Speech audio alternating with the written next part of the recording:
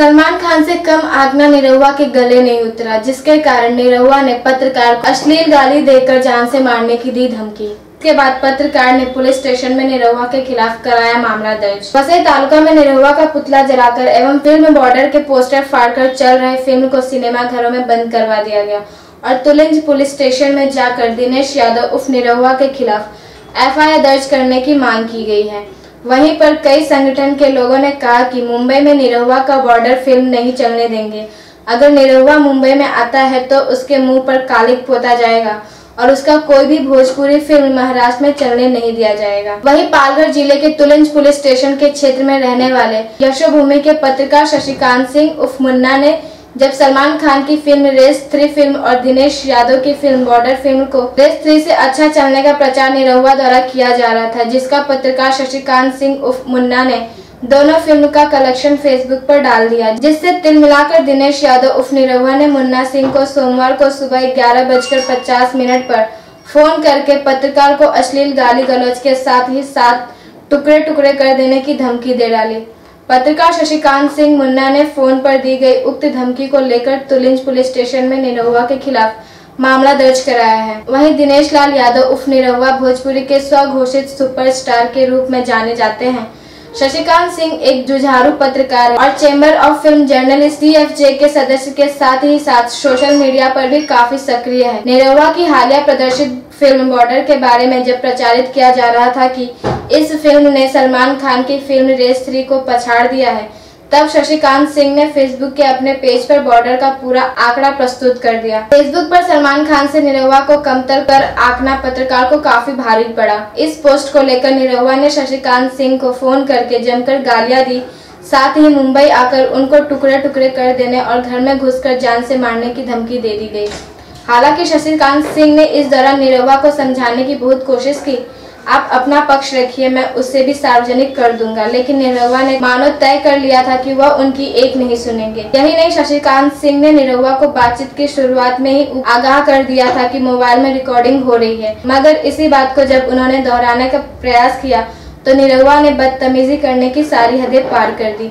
निरहुआ के व्यवहार से आहत सिंह निरहुआ के खिलाफ तुलिंज पुलिस स्टेशन में एक शिकायत दी गई है। वहीं CFJ के सचिव धर्मेंद्र प्रताप सिंह ने निरहुआ के व्यवहार के लिए उनकी घोर निंदा करते हुए उन्होंने कहा कि महाराष्ट्र पुलिस से मांग करते हैं कि निरहुआ के विरुद्ध सख्त से सख्त कार्रवाई की जाए, ताकि फिल्म पत्रकारों को निशाना बना रही तमाम सेलिब्रिटीज को सबक मिले। पेश है नाला सुपारा की यह खास रिपोर्ट। बॉर्डर और ईद पे रिलीज हुई है और उसी के साथ सलमान खान की एक फिल्म आई है रेस 3।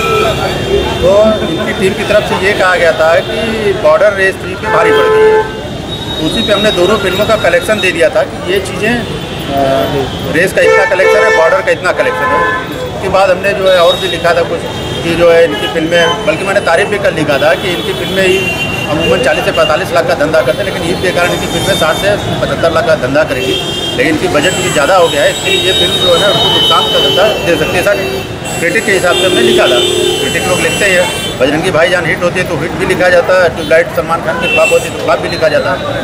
उसके बाद इनका कल फ़ोन आया 11:23 में, इन्होंने मुझे काफ़ी जो है गालियाँ दी, काफ़ी बोला कि घर में घुस के तुमको काट डालूंगा, ऐसे करूँगा, ऐसे करूँगा, वहाँ बन गाली उड़ी दिया। उसके बाद मैं आ करके मैंने यहाँ पे नाला सुपारा पुलिस स्टेशन में एक उनके खिलाफ दिया। उसके बाद इन्होंने बोला है कि जो है हम लोग चाहते हैं, हमारे पत्रकार भाई भी सब यहाँ आए हुए थे, दूसरे लोग भी आए हुए थे, अपने साथी लोग आए हुए थे, तो सारे लोगों ने दबाव ये दिया है कि निरहुआ के खिलाफ पत्रकार सुरक्षा कानून के तहत मामला दर्ज किया जाए। तो वो कानून का स्टडी कर रहे थे, क्योंकि वो नया कानून बना है, इसलिए उन्होंने बोला कि हमको थोड़ा पढ़ने के लिए मौका दीजिए, पढ़ लेते हैं, उसके बाद हम उससे जो है एक्शन लेंगे।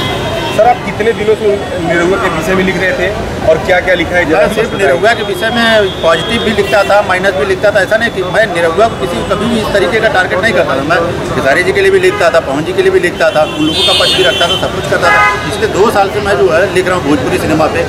आने वाली फिल्म में उसका ये पोस्टर है, आने वाली फिल्म में उसका ये ट्रेलर है, उसका प्लस पॉइंट ये है, उसका जो है ये बिजनेस हुआ है, ये रिलीज होने वाली डेट है उसका। इस तरीके से मैं जो है अमूमन जो बॉलीवुड को या भोजपुरी को कवर किया जाता है वो मैं फेसबुक पे कवर करता हूँ। आप दिनेश लाल निरहुआ को कितने सालों से जानते थे और कब से उनके विषय में लिख रहे हैं? दिनेश जी के लिए तो अभी मैं किसी पर्सनल, मैं बार बार कर रहा हूँ, मैं दिनेश जी को कभी भी मैंने पर्सनल उनका कभी नहीं वो लिखा। उनकी फिल्मों को लेकर के मैंने लिखा है, उनकी फिल्मों को लेकर के मैंने लिखा है। है। और उसके बाद जो है दिनेश जी को मैं शुरू से ही जानता हूँ, मुझे सारे इंडस्ट्री के लोग जानते हैं कि बॉलीवुड भोजपुरी को कवर करने वाले बहुत कम लोग हैं। इसके लिए और इंडस्ट्री अपनी बहुत छोटी है, तो इसके लिए सारे लोग मुझे जानते हैं। दिनेश जी का पहला लाइव का इंटरव्यू मैंने किया था, कि जो पहली फिल्म थी उनका लाइव का पहला इंटरव्यू मैंने किया था। वैसा नहीं, दिनेश जी का प्लस पॉइंट मैं लिखता हूँ, माइनस पॉइंट सबका मैं लिखता हूँ, प्लस पॉइंट भी लिखता हूँ, माइनस पॉइंट। उनके दिमाग में क्या आ रहा था कि क्या चाहते हो बताओ, क्या चाहते हो बताओ, पता नहीं किस बात को लेकर के वो इस तरीके से कर रहे थे। ऑडियो से हाथ था, मैं उसमें घर पे था, मैं खाना खाया था, तो उसी समय उनका फ़ोन आया था। ऑडियो क्लिप में बार बार कि आप क्या चाहते हो, क्यों हमारे खिलाफ निगेटिव लिख रहे हो, क्यों हमारे पीछे पड़े, क्या इसका राज क्या है? मैंने बार बार तो जवाब दिया कि जो है मैं कुछ नहीं चाहता, मुझे क्या चाहिए भाई, आप अपना बताइए, हम आपका पक्ष भी रखने को तैयार हैं। या आपको हमारे किसी पोस्ट से आपत्ति है तो बताइए, हम उस पर अगर हम सहमत होंगे तो हम उसको हटा देंगे, हटा देंगे। ऑडियो क्लिप में इन्होंने ये भी बोला है कि आपको मैं 2 साल काफ़ी दिनों से सह रहा हूँ, इसका मतलब क्या है? सह रहा हूँ तो मेरे खिलाफ अगर मैंने कुछ आपत्तिजनक लिखा है तो लीगल है, कानून का सहारा लें, गालियाँ देंगे।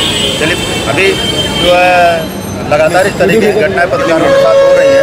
अभी कपिल शर्मा ने किया था निखिल लालवानी के ऊपर इस तरीके से, फिर दूसरी बार इस तरीके से मेरे ऊपर कर दिया गया। अनिल भाई के लिए आया था, लेकिन कल मैं ट्रेन में था और माहिम और बांद्रा के बीच में शायद मैं था या कहीं पे था, ऐसी जगह पे जहाँ नेटवर्क का प्रॉब्लम था शायद, या तो मैं किसी ऑफिस में था, वहाँ पे नेटवर्क का प्रॉब्लम, मैंने बातचीत में दोबारा नहीं किया। और अगर सिंह ने कुछ लिखा भी था ऑर्डर के बारे में उसके, और उसको गलत लगा तो उसको अपनी पक्ष रखना चाहिए था, अपनी बातें उनसे कहनी चाहिए थी, उसको भी प्राथमिकता देते। लेकिन उन्होंने अपशब्द का जो प्रयोग किया उसके हम लोग खिलाफ थे, ऐसा उसको नहीं कहना चाहिए था। एक पत्रकार जो होता है वो दर्पण है, समाज का दर्पण है, वही लिखता है जो उसको दिखता है। समाज के प्रति उसकी दायित्व है, इसको अपनी बातें वो रखता है। आप भी अपनी बात को बताइए उनको, जो भी गलत है। नहीं, आपने जो शब्द का प्रयोग किया, गाली गलौज करना, ये तो एक सामाजिक तत्वों का काम है। तुम्हें फिल्म में काम करते हो, समाज को क्या दोगे? यही दोगे कि गाली गलौज करना, ये करना, तुम्हारे पीछे कौन देखेगा फिर? इसलिए हम लोग उसका विरोध करते हैं और करते रहेंगे। देश के चौथे स्तंभ माने जाते हैं। फिल्मों में, राजनीति में और रुझान जो होते हैं और समीक्षा जो होती है, क्रिटिक्स जो होती है, पत्रकारी हरदम निकालते हैं। चुनाव से पहले भी पत्रकार एक अपना अनुभव इस्तेमाल कर करके कौन सी फिल्म चलेगी, कौन सी फिल्म की क्या है, इसकी समीक्षा देते आ रहे हैं। 8वीं पास शराबी कबाबी निरहुआ ने जो हमारे शशिकांत भाई पत्रकार को जो धमकी दी है, जिस तरीके का उसने भाषा इस्तेमाल किया है, इसका हम पुरजोर से विरोध कर रहे हैं। मैं मीडिया के माध्यम से बताना चाहता हूं कि निरहुआ, आपने जो गाली गलौज की है वो एक शरीफ पत्रकार से की है। हम जैसे संगठन चलाने वाले सामाजिक कार्यकर्ता जो कि सड़कों पे ही हरदम पाए जाते हैं, अगर अपने माँ का दूध पिया तो हमको गाली दे करके दिखाएं। आप हमको गाली दे कर, एक गाली का भी आपके मुंह से लफ्ज़ निकला तो बम्बई के अंदर आपको हम कदम नहीं रखने देंगे। और आप कि जिस तरीके से हमने पुतला इस बार जलाया है, मैं ओपन चैलेंज करता हूं कि निरहुआ का पोस्टर या पोस्टर, फिल्मों की बात तो दूर, पोस्टर भी नहीं लगने देंगे। पत्रकार भाई, आज जो हिसाब से हमारे वसई तालुका में सब लोगों ने एकता दिखाई है शशिकांत सिंह जी के लिए, मैं बहुत खुश हूं कि हमारे पत्रकार भाइयों में जागरूकता और एकता आ रही है। इसी तरीके से पत्रकार भाई एकता करते रहें और मैं चाहूँगा कि जितने भी लोग इस मामले में स्वाभिमान संगठन किस तरह का एक्शन लेगी। मैं निरहुआ को कहना चाहता हूँ आप लोग के माध्यम से कि ये महाराष्ट्र की धरती है, यहाँ उत्तर भारतीयों की धरती है, महाराष्ट्र की धरती है, उत्तर भारतीय की भी धरती है। वो उत्तर भारतीय में नहीं रहते, महाराष्ट्र में रहते हैं। अगर हमारे उत्तर भारतीय भाइयों को, हमारे पत्रकार भाइयों को अगर धमकी देंगे तो निरहुआ, मैं तुझे महाराष्ट्र में एक भी पिक्चर लगाने नहीं दूंगा और महाराष्ट्र में काम करने नहीं दूंगा। एक पत्रकार अपने हिंदुस्तान के चौथे स्तंभ माने जाते हैं पत्रकार भाइयों को, और इस तरह गंदी गालियाँ हमारे शशिकांत सिंह को दी गई है, उनको मार डालने की धमकी दी रही है। अभी हम लोग शशिकांत भाई के साथ सर्व पत्रकार भाइयों सब लोग हम लोग यहाँ सूर्यवंशी साहब को मिले। सूर्यवंशी साहब ने हमको बोला है कि मैं 2 दिन में गुना दाखिल करता हूँ, और ये गुना दाखिल करेंगे, नहीं करेंगे तो हमारी अगली स्टाइल स्वाभिमान की स्टाइल रहेगी। और निरहुआ की कोई भी पिक्चर हम लोग महाराष्ट्र में चलने नहीं देंगे। ये निरहुआ को मैं ओपन चैलेंज देता हूँ, निरहुआ तुझे अगर हिम्मत है अब और मेरे पत्रकार भाई को चैलेंज करके दिखा, तुझे महाराष्ट्र में फिरने घूमने भी नहीं दूंगा। ये मेरी ओपन चैलेंज है निरहुआ को, मनीष जोशी की।